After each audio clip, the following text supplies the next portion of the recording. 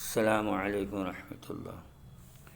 کل ایک مسئلہ بیان کیا تھا تو ایک شخص نے اس پر اعتراض کیا کہ وہ کہاں لکھا ہے۔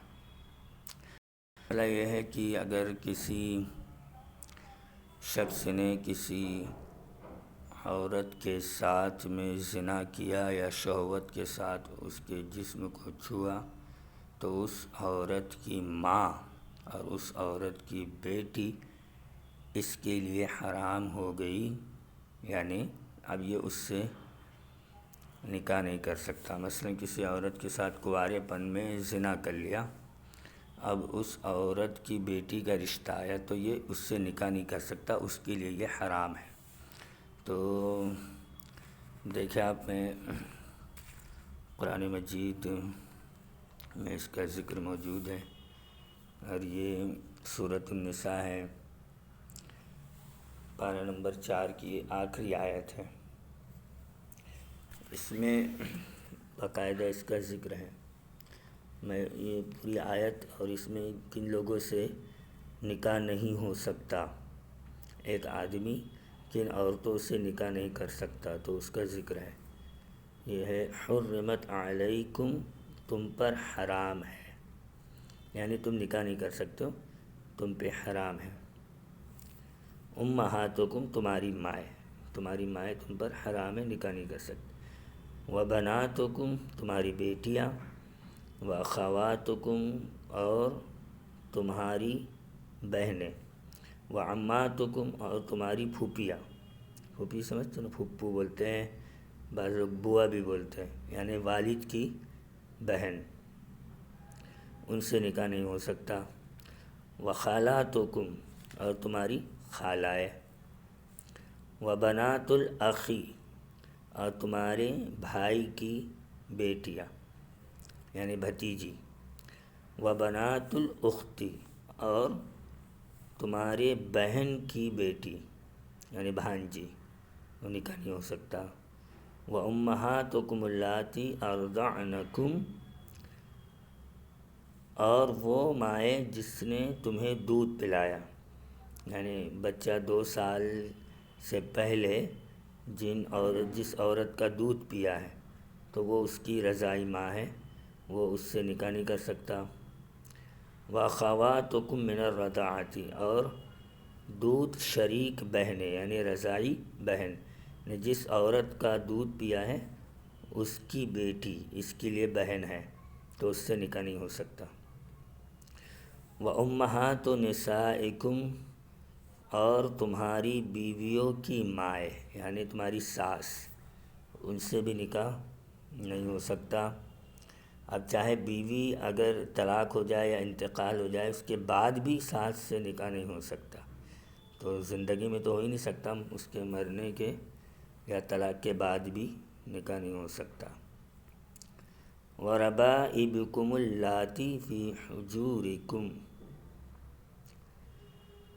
اور وہ جو تمہاری گود میں ہیں، یعنی وہ بیٹیاں جو تمہاری گود میں ہیں، یعنی تمہاری بیوی کی بیٹیاں۔ اس کا مطلب یہ ہوتا ہے کہ جیسے ایک عورت ہے، اس نے شادی شدہ ہے، اس کا شوہر ہے اور اس کو ایک بچی ہے، شوہر کا انتقال ہو گیا، شوہر کے انتقال کے بعد اس نے دوسرا نکاح کیا، تو دوسرا جو اس کا شوہر ہے اس کے لیے یہ بچی اس کے لیے بھی حرام ہے، کیونکہ اس کی بیوی کی وہ بیٹی، ٹھیک ہے، وہ بھی اس سے بھی نکاح نہیں ہو سکتا، اگرچہ اس کی بیٹی نہیں ہے لیکن بیوی کی تو ہے، تو اس وجہ سے اس کا بھی نہیں ہو سکتا۔ اب اس میں ہے کہ من نسائکم اللاتی دخلتم بہن فإن لم تکونوا دخلتم بہن فلا جناح علیکم، اور عورت جس سے تم ہم بستری کر چکے ہو، یعنی نکاح ہوا ہے، ہم بستری بھی ہو گئی ہے، تو اب اس عورت کی بیٹی بھی حرام، اس عورت کی ماں بھی حرام، یعنی ساس بھی حرام ہو گئی، اور اس عورت سے جو بیٹی پیدا ہوئی ہے پہلے شوہر سے وہ بھی حرام ہو گئی۔ اگر ہم بستری نہیں ہوئی، یعنی نکاح ہوا فوراً طلاق ہو گیا، دونوں ایک کمرے میں داخل نہیں ہوئے، تو اس کا ذکر ہے فَإِن لَمْ تَكُونُوا دَخَلْتُمْ بِهِنَّ فلا جناح علیکم، تو کوئی گناہ نہیں. یعنی نکاح ہوا اور طلاق ہو گیا اور ہم بستری نہیں ہوئی، دونوں ایک کمرے میں داخل نہیں ہوئے، تو پھر اس کی ماں سے بھی نکاح ہو سکتا ہے، اور اس عورت کی بیٹی اگر کوئی ہے، بڑی ہے، جوان ہے، تو اس سے بھی نکاح ہو سکتا ہے. لیکن اگر ہم بستری ہو گئی تو بیٹی بھی حرام ہے اور اس عورت کی ماں بھی حرام ہے. یہ اس میں پورا مکمل ذکر ہے.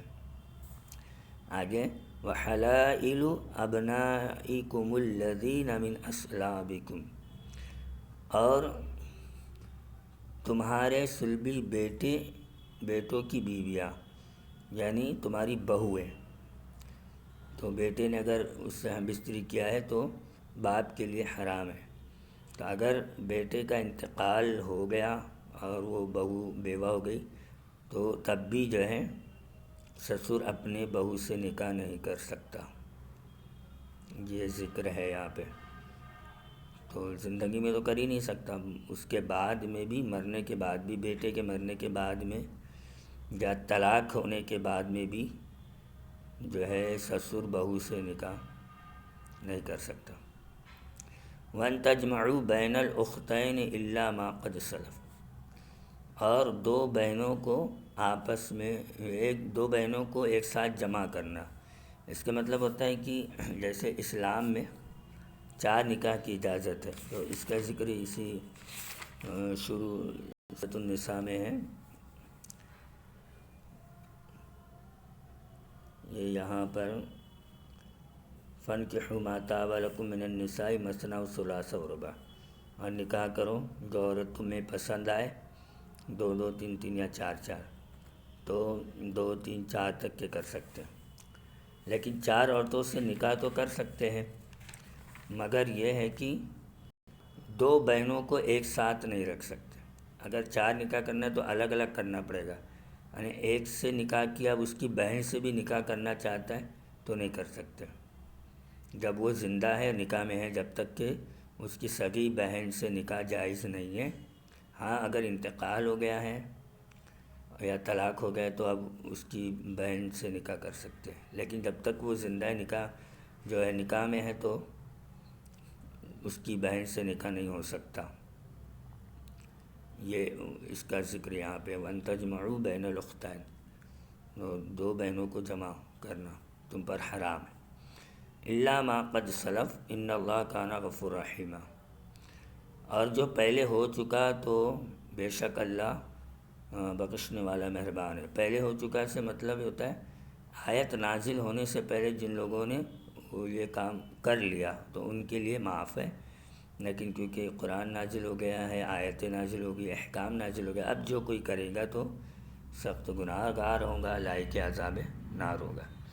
تو اس آیت میں 3 حرمتوں کا بیان ہے، نسب کا، رضاعت کا اور مساورت کا. یہ تمام چیزیں اس میں دی ہوئی ہے، تو اسی کے تعلق سے وہ تفصیل میں نے بیان کر دی.